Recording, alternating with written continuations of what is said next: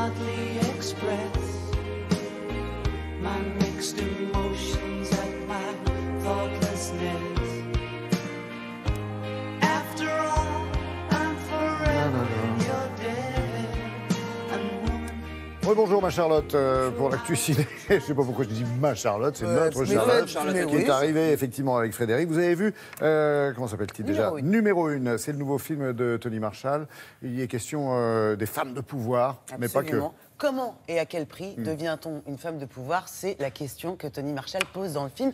Tony Marshall, grande cinéaste, une dizaine de films, Vénus Beauté, avec Audrey Tautou qu'on découvrait à l'époque. Oui, un film dans l'air du temps.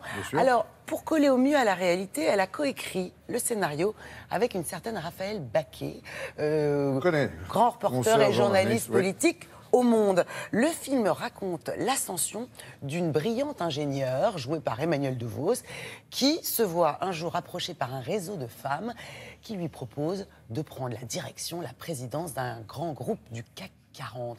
Et le film nous fait suivre son combat, parce qu'il s'agit d'un combat, pas seulement d'une stratégie, pour accéder à ces hautes sphères, largement dominées par les hommes, mais aussi la misogynie et le sexisme. Alors non, elle y va, c'est bien, c'est dosé, c'est en douceur, c'est pas les vilains garçons d'un côté qui ont le pouvoir et les femmes qui sont tout le temps les victimes. C'est un petit peu plus nuancé. D'ailleurs, ça a été coécrit avec Raphaël Baquet, ce qui est un gage de qualité. Bien le sujet, oui. Exactement. Et puis on a Emmanuelle DeVos qui est rejoint au casting, vous allez voir, par des garçons aussi, Richard Berry, Benjamin Biolay et aussi Sami Frey.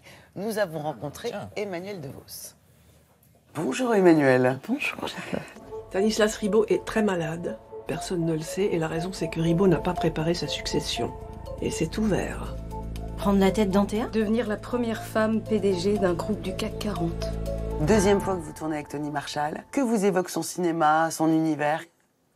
Elle a une vision de la femme depuis toujours très subversive. Je me souviens d'Anémone dans Pas très catholique ou de Nathalie dans Vénus Beauté.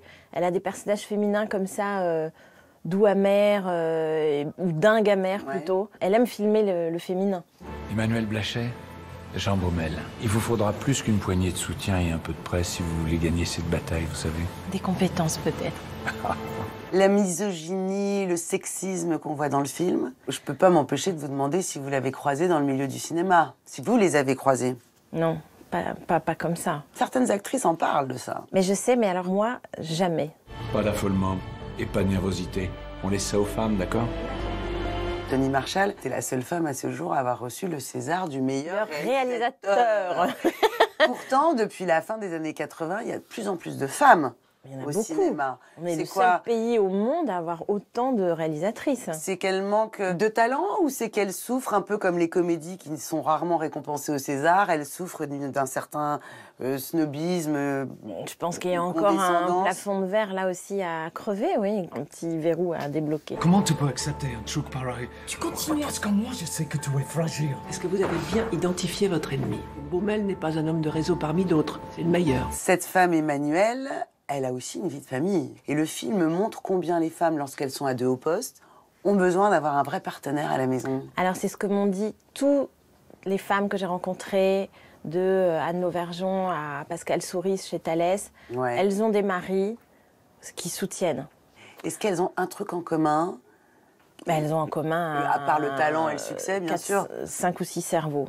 C'est ça. Un talent, je pense, d'organisation, que ça soit pour leur entreprise, mais même pour leur vie privée, c'est pas bordélique. Mais où est-ce qu'elle trouve le temps? Le temps n'est pas... Moi, depuis que j'ai tourné ce film, je dors moins.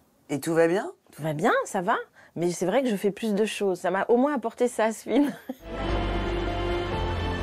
Quoi que tu décides, bonne chance. Et ce vieux cliché qui subsiste encore aujourd'hui, qui dit que les femmes d'influence sont forcément des tueuses, qu'elles sont même pires que les hommes.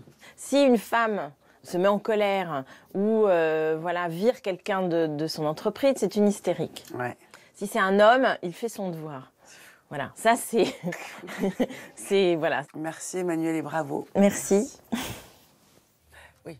Numéro 1, sorti donc dans 2 jours, mercredi, en même temps qu'un autre film. En même temps qu'un autre film, dans un autre genre, L'Atelier, un film social et engagé. Je dis engagé parce que le réalisateur s'appelle Laurent Cantet. Laurent Cantet, Palme d'Or en 2008 pour Entre les murs, souvenez-vous, qui nous faisait suivre le quotidien d'un professeur dans un collège difficile. Cette fois-ci, il a fait appel à Marina Foïs, qui est la seule actrice professionnelle de ce film. C'est un film sur la jeunesse, sur les laissés pour compte. Cette jeunesse une certaine jeunesse qui a du mal à trouver sa place aujourd'hui. C'est très fin, très bien écrit. Merci Charlotte.